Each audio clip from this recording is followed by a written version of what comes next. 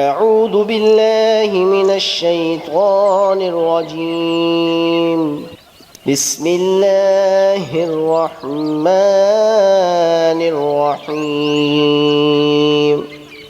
अबू हुरैरा रज़ी अल्लाह अन्हु फरमाया करते थे, अगर मैं मदीना में हिरन चरते हुए देखूं तो उन्हें कभी ना छेड़ूं, क्योंकि रसूलुल्लाह सल्लल्लाहु अलैहि वसल्लम ने फरमाया कि मदीना की ज़मीन दोनों पथरीले मैदानों के बीच में हरम है। Narrated Abu Hurairah, If I saw deers grazing in Medina, I would not chase them, for Allah's Messenger, peace be upon him, said, Medina is a sanctuary between its two mountains.